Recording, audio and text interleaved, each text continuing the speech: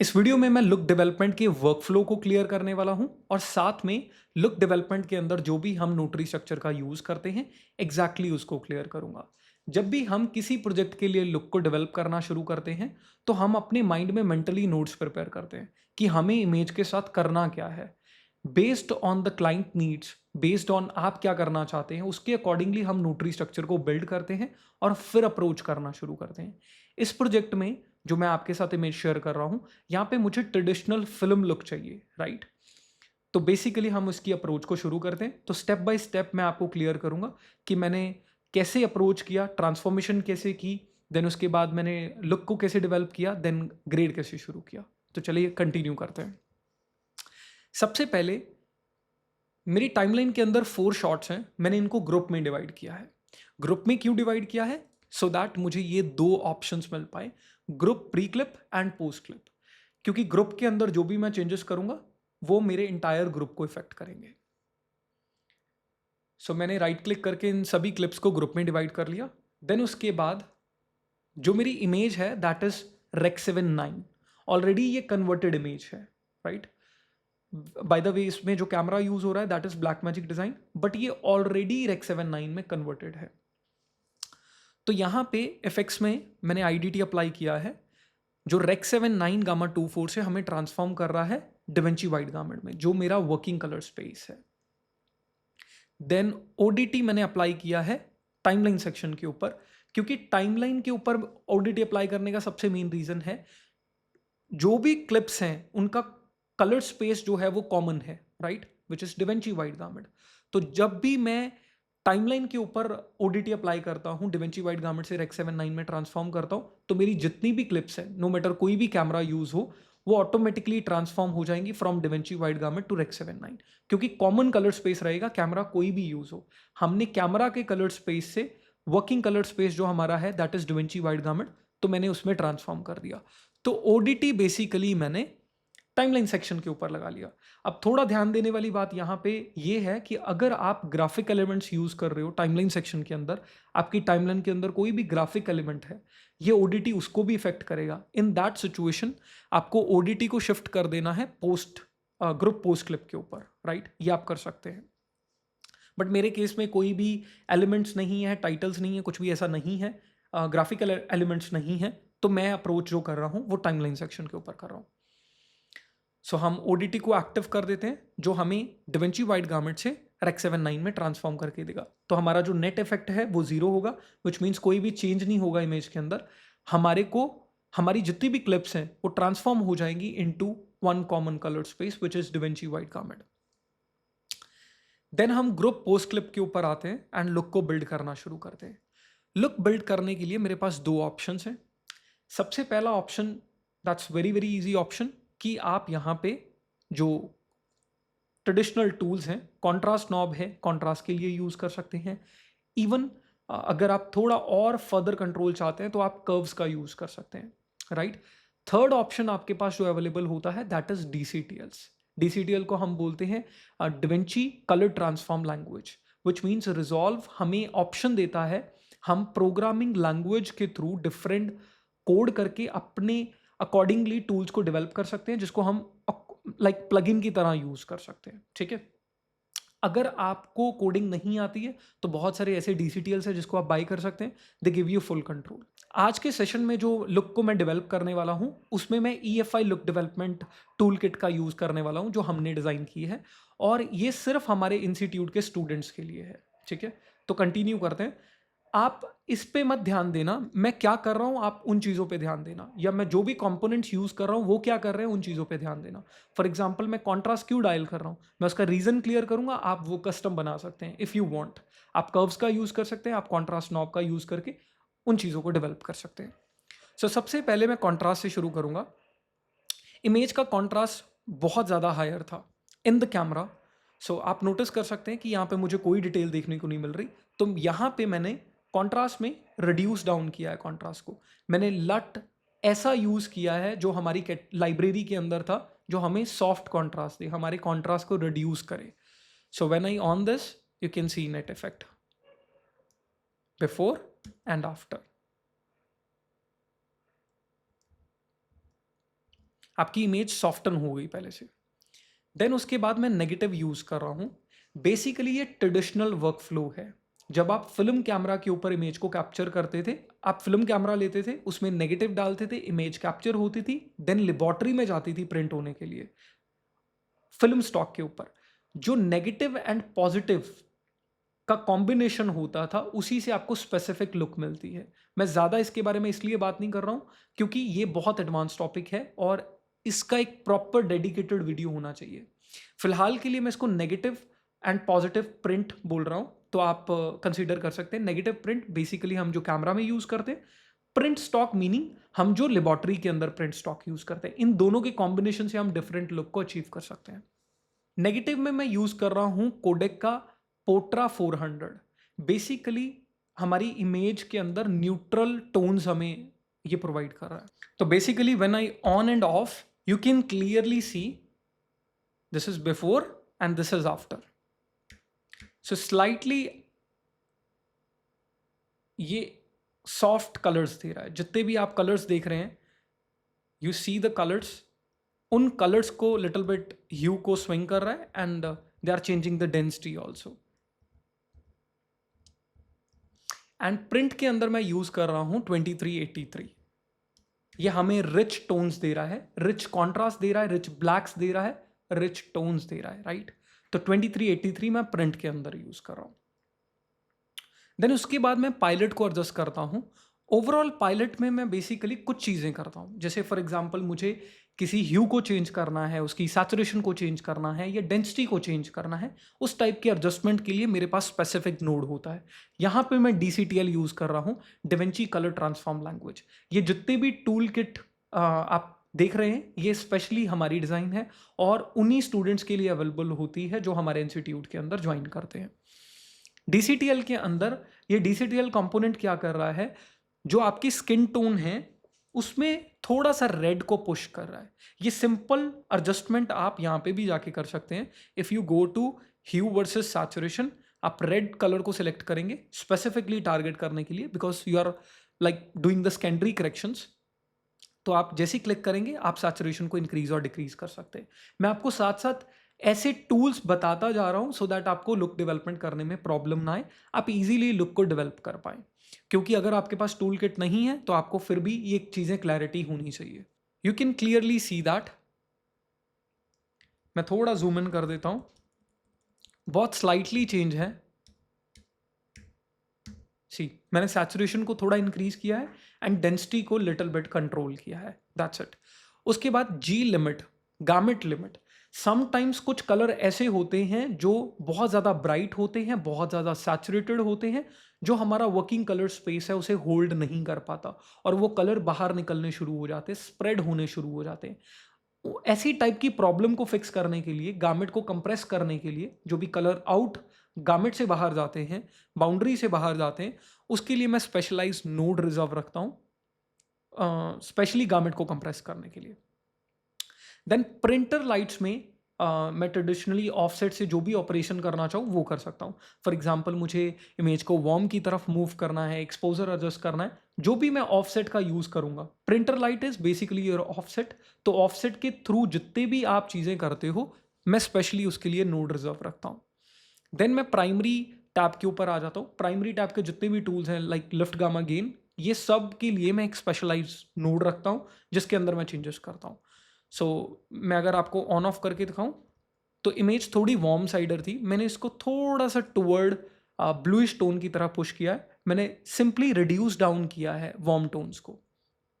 So you can clearly C, vector scope में भी आप देख सकते हैं स्लाइटली चेंज है। हल्का सा मैंने वार्म टोन को डिक्रीज डाउन किया है using the gain wheel. Then ये आता है CMY model. CMY meaning cyan, magenta, yellow. ये कलर मॉडल्स हैं। RGB की तरह ये भी एक कलर मॉडल है। मैं एक्सप्लेन आपको कर देता हूँ इसके बारे में।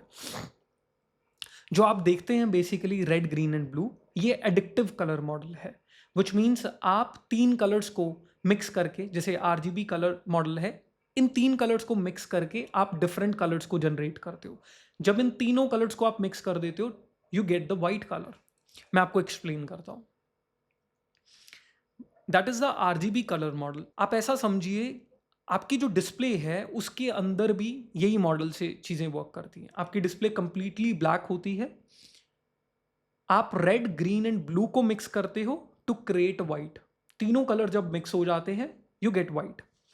हम ये तीनों कलर को मिक्स करते हैं, आप नोटिस करेंगे हम जैसे जैसे कलर्स को ऐड करते जा रहे हैं यू गेट द वाइट। जब हम तीनों कलर को मिक्स कर लेंगे, if we add red plus green you get yellow, if you add green plus blue cyan. अगर आप तीनों को कंबाइन कर देते हो, 1 सेकेंड, यू गेट वाइट। इसका मतलब ये एडिक्टिव कलर मॉडल है, विच मीन्स हमने जीरो से शुरू किया। जैसे हमारी डिस्प्ले है वो बिल्कुल ब्लैक है जब वो बंद है, जैसे हम उसको ऑन करते हैं तो red green and blue mix होता है, यू गेट द वाइट। तो ये एडिक्टिव कलर मॉडल है, विच मीन्स हम कलर को ऐड करते हैं टू इंट्रोड्यूस वाइट। CMY के सब्ट्रैक्टिव मॉडल है, मतलब ये प्रिंटिंग के अंदर यूज होता है। अब प्रिंट में मान लीजिए आपका जो पेपर है वो ऑलरेडी वाइट है, तो ब्लैक बनाने के लिए हम सियान, मर्जेंटा एंड येलो डाइस को या इंक्स को सब्ट्रैक्ट करते हैं to get another colours. Explain करता हूं मैं आपको।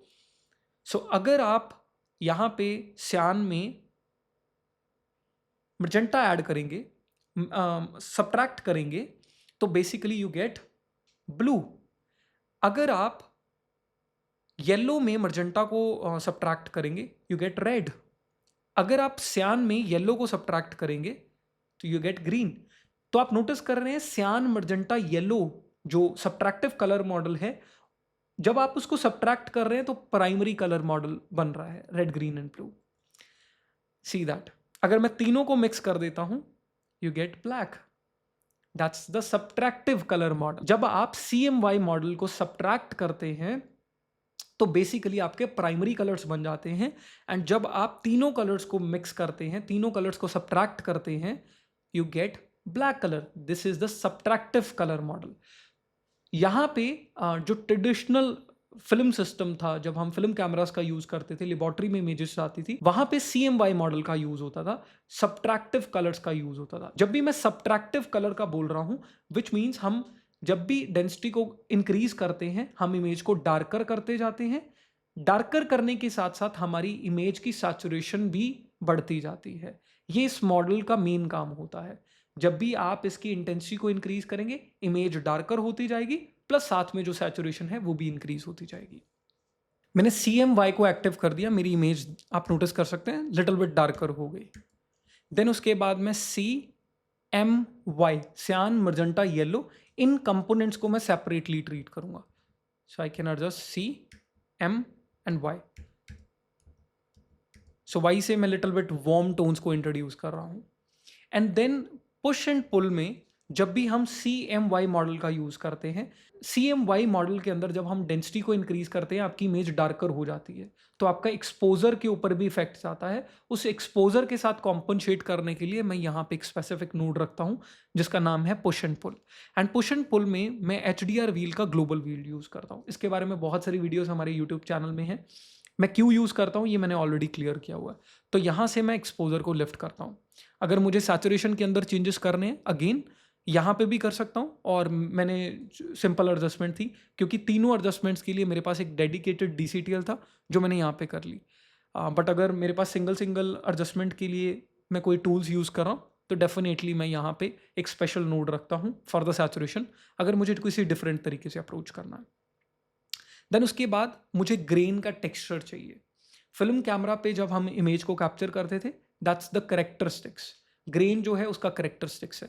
सो यहाँ पे मैं 35 mm की जो ग्रेन है वो यूज़ करने वाला हूँ। तो मैं ओवरले में यूज़ कर रहा हूँ। मैंने बेसिकली लेयर नोड बनाया है, मैट को कनेक्ट किया है, ओवरले के अंदर मैं इसको यूज़ कर रहा हूँ। ये भी हमारी टूल किट का पार्ट है। तो मैं इसको ऑन कर देता हूँ। So you can clearly see if I zoom इन,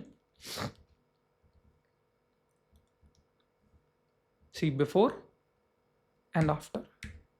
आप इसकी स्ट्रेंथ को डिक्रीज डाउन कर सकते हैं, बट मेरे टेस्ट के अकॉर्डिंगली ये मेरे को अच्छी लग रही है। देन उसके बाद हम जंप करते हैं क्लिप सेक्शन के ऊपर। क्लिप सेक्शन के ऊपर जब हमारी लुक बिल्ड हो जाएगी ओवरऑल टाइमलाइन के लिए या ग्रुप के लिए, देन मैं शॉट बाय शॉट ग्रेड करना शुरू करूंगा। सो यहाँ पे मैंने एक्सपोजर, कॉन्ट्रास्ट एंड बैलेंस को एडजस्ट किया है. So I can see on and off. So you can clearly see off and on. Then उसके बाद मैंने सेंटर नोड, सेंटर सब्जेक्ट को सिलेक्ट किया है विंडो क्रिएट करके. I can create a window from here. And जो outside area है मैंने थोड़ा सा उसको डार्कन किया है through the offset wheel. Then इसके बाद हमने log/HDR व्हील में स्लाइटली एडजस्टमेंट की थी. ये इसमें मैंने थोड़ा सा वार्म टोन्स को पुश किया था इन द टॉप एंड. तो ये एडजस्टमेंट करने के बाद मैंने और कोई भी चेंज नहीं किया.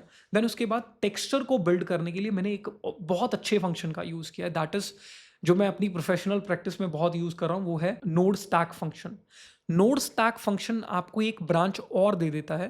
फॉर एग्जाम्पल आपकी नोटरी स्ट्रक्चर बहुत ज़्यादा हो गई, तो उस नोटरी स्ट्रक्चर में आपको एक ब्रांच और मिल जाती है. जैसे क्लिप लेवल के अंदर आप एडजस्टमेंट कर रहे हैं, resolve give you another branch. आप उसके अंदर जो भी करना चाहें कर सकते हैं. मैंने डेडिकेटेडली एक ब्रांच बनाई है जिसके अंदर मैं टेक्सचर को बिल्ड कर रहा हूँ.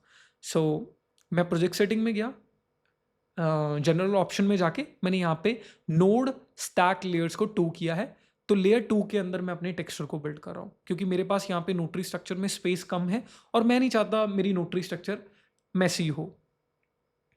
तो I click on this layer 2. यहाँ पे मैंने ग्लो इफेक्ट का यूज़ किया है. जो हाईलाइट्स के ऊपर आप ग्लो देख रहे हैं, यू कैन सी.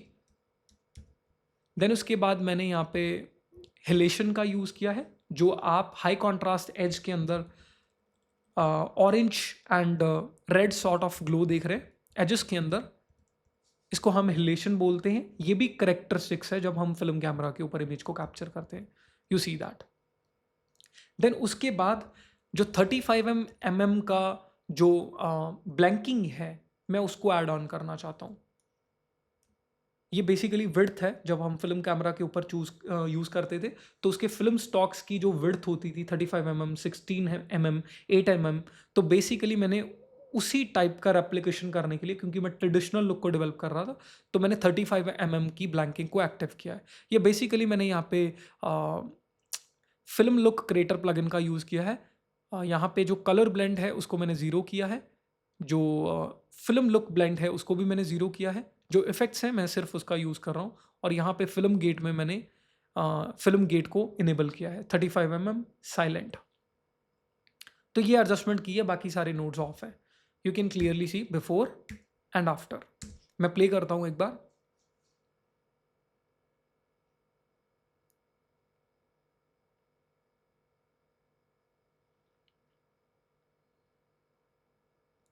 ऐसे ही आप शॉट टू शॉट अपना ग्रेड करना शुरू कर सकते हैं. आप नेक्स्ट शॉट में जाएंगे. फॉर एग्जाम्पल यहाँ पे मैंने ऑलरेडी कुछ एडजस्टमेंट्स की हुई हैं. So go to the next shot. आप जो भी चेंजेस करना चाहते हैं you can change it. But अभी आपको क्लिप लेवल के अंदर एडजस्टमेंट्स करनी है, not in the this adjustment. आप यहाँ पे भी कर सकते हैं, क्योंकि जो भी आप यहाँ पे एडजस्टमेंट करेंगे टेक्सचर के अंदर, ये सिंगल क्लिप को इफेक्ट करेगी. फॉर एग्जांपल आपको किसी क्लिप में हिलेशन थोड़ी ज़्यादा चाहिए तो आप उसकी स्ट्रेंथ को सेपरेटली कंट्रोल कर सकते हैं. अगर आप ग्रुप पोस्ट क्लिप के ऊपर हिलेशन को अप्लाई करेंगे तो आप हर क्लिप के ऊपर इंडिविजुअली कंट्रोल नहीं कर पाएंगे. तो यहाँ पे मैंने लेयर 2 के अंदर जो भी एडजस्टमेंट्स की हैं, ये सिंगल इंडिविजुअल क्लिप को इफेक्ट करती हैं. तो जो भी मैं चेंज कर रहा हूँ इजीली कर सकता हूँ. अगर मुझे नेक्स्ट नोड के अंदर स्ट्रेंथ को चेंज करना है हिलेशन की, इजीली मैं चेंज कर सकता हूँ हिलेशन की स्ट्रेंथ को, ग्लो की स्ट्रेंथ को, जो भी यहाँ पे एडजस्टमेंट्स मैंने की हुई हैं. देन मैं क्लिप लेवल के ऊपर वापस आ जाता हूँ. मैं प्रीवियस शॉट के साथ exposure, contrast and balance adjust करूंगा. Then I move to the next node. Again same thing, exposure, contrast, balance adjust करूंगा, move to the next node. यहाँ पे मैंने कुछ एडजस्टमेंट्स की हुई हैं. ये रफ एडजस्टमेंट्स हैं राइट नाउ. मैंने थोड़ा सा लाइट रेस का इफेक्ट दिया हुआ है, बट ये इसको रिफाइन करना है. अभी मैं अभी वीडियो बनाते टाइम इसको जस्ट रिफाइन कर रहा था. सिंपली मैंने कुछ मिनट में एडजस्टमेंट्स की हैं. इसको थोड़ा और रिफाइन करूँगा तो और बेटर हो जाएगी ये. तो ये था लुक डेवलपमेंट का पूरा प्रोसेस. इस तरीके से हम प्रोजेक्ट की लुक को डेवलप करते हैं. उम्मीद करता हूँ ये वीडियो आपको समझ आया होगा. अगर ये वीडियो समझ नहीं आया तो बहुत सारी टेक्निकल चीज़ें हैं जो आपको जानना ज़रूरी है. ये कुछ पार्ट है हमारे कोर्स का. इसके अंदर बहुत कुछ है, हमारे कोर्स के अंदर बहुत कुछ है. उन चीज़ों के बारे में जानना ज़रूरी है. क्यों हम यूज़ करते हैं हर चीज़ का, जो क्वेश्चन है आपके माइंड में, उसका आंसर जानना बहुत ज़रूरी है, तभी ये चीज़ें समझ आएंगी। अदरवाइज अगर आपको ये चीज़ें समझ नहीं आ रही है तो बहुत सारी इंप्रूवमेंट अभी करनी बाकी है, सीखना बाकी है। तो हमारा न्यू कलर ग्रेडिंग बैच अक्टूबर के एंड में शुरू होने वाला है। आप में से अगर कोई भी इंटरेस्टेड है, जो सीरियस है कलर ग्रेडिंग को लेके, जो एक्चुअली में अपने फील्ड में करना चाहता है कुछ, राइट, और उसके माइंड में बहुत सारे सवाल हैं, उन सवालों का आंसर चाहता है, तो डेफिनेटली हमारे कोर्स के अंदर ज्वाइन कर सकते हैं। वीडियो देखने के लिए आपका धन्यवाद। मैं आपको मिलता हूँ नई वीडियो में।